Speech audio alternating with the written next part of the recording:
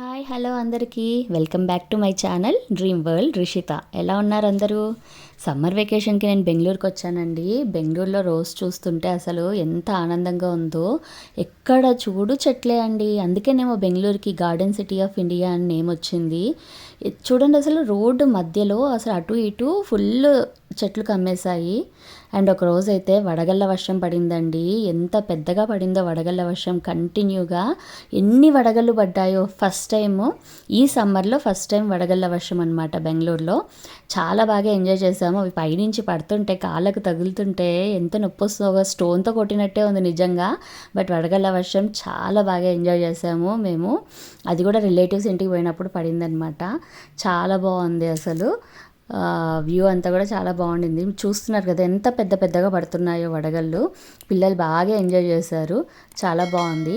And ఈ video ఏంటంటే సమ్మర్లో మేము ఎలా స్పెండ్ చేసాం టైము బెంగళూరులో అనేది చెప్తున్నాను. సో మా పిల్లలు ఇలా గేమ్స్ ఆడుతూ స్పెండ్ చేశారనమాట. పిల్లలే కాదు, పెద్దలు చిన్నవాళ్ళు అందరూ కూడా చాలా బాగా ఆడుకున్నాం ఈ సమ్మర్లో.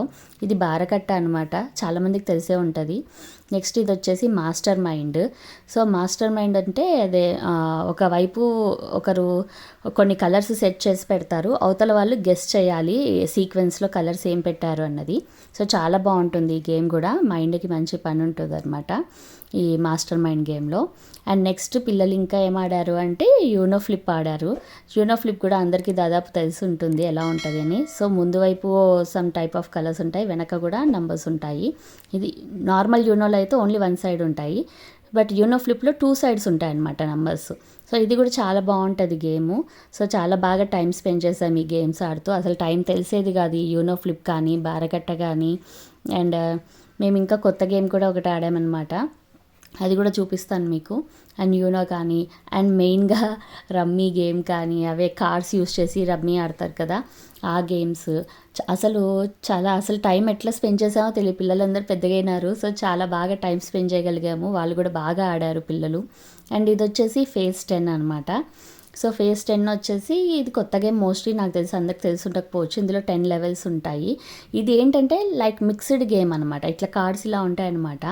ఇది అటు కార్డ్స్ ఉంటాయి కదా, మనము రమ్మీ ఆడే కార్డ్స్ ఉంటాయి కదా, ఆ కార్డ్స్ ప్లస్ యూనో కలిపి ఉన్న గేమ్ లాగా ఉంటుంది అనమాట. ఇది చాలా బాగుంటాయి. ఇందులో 10 లెవెల్స్ ఉంటాయి. సెట్స్ అంటే లైక్ మొద్దు సెట్ లాగా చేస్తారు, రన్ అంటే సీక్వెన్స్ లాగా చేస్తారనమాట. బాగుంటుంది, ట్రై చేయండి. అండ్ తర్వాత ఇట్లా బబుల్స్ గేమింగ్, వీళ్ళ ఇంట్లో బబుల్స్ ఉన్నాయన్నమాట, మా చెల్లెలు వాళ్ళ ఇంట్లో బబుల్ మిషన్. భలే అనిపించింది నాకు ఇది. అండ్ తర్వాత మేము ఎక్కడెక్కడికి వెళ్ళాము అంటే జూకి వెళ్ళాము. జూలో సఫారీ కూడా ఉందన్నమాట. ఈ జూ ఎక్కడ ఉందంటే బన్నర్ఘట్ట జూ అనమాట. బన్నర్ఘట్ట బయాలజికల్ పార్క్ అంటారు. చాలా చాలా బాగుంది. నేను దీని మీద ఖచ్చితంగా లాంగ్ వీడియో చేస్తాను. ప్రజెంట్ నాకు టైం లేక నేను లాంగ్ వీడియోస్ చేయలేకపోతున్నా, టైమ్ అండ్ స్పేస్ లేదు. సో నేను మళ్ళీ హైదరాబాద్కి వచ్చాక నేను ఏమేమి చూశాను అన్నవి వాటి మీద మీకు లాంగ్ వీడియోస్ చేస్తాను, ఇన్ఫర్మేషన్ ఇస్తాను. నాకైతే చాలా బాగా నచ్చింది జూ. ఎక్కడ కూడా ఇన్ని జంతువులను చూడలేదు నేను. చాలా బాగుంది. అండ్ నెక్స్ట్ మేము లులు మాల్లో విజిట్ చేసామన్నమాట. లులు మాల్ కూడా నాకు చాలా నచ్చింది హైదరాబాద్తో కంపేర్ చేస్తే. అండ్ మేము రిలేటివ్స్ ఇంటికి కూడా వెళ్ళామన్నమాట. సో అలా వెళ్ళినప్పుడు సరదాగా తీసుకున్న ఫొటోస్. సో అలా రిలేటివ్స్ ఇల్లు కూడా మేము కవర్ చేసాము. అండ్ బయట కూడా తిరిగాము, కొన్ని ప్లేసెస్ కవర్ చేసాము. అండ్ తర్వాత నేను విశ్వేశ్వరయ్య మ్యూజియంని నేను విజిట్ చేశానండి. ఇది వచ్చేసి కస్తూర్బా రోడ్లో ఉంటుంది. Visvesvaraya industrial and technological museum అంటారు. చాలా చాలా బాగుందండి మ్యూజియము. వెరీ ఇన్ఫర్మేటివ్ మ్యూజియం అనమాట.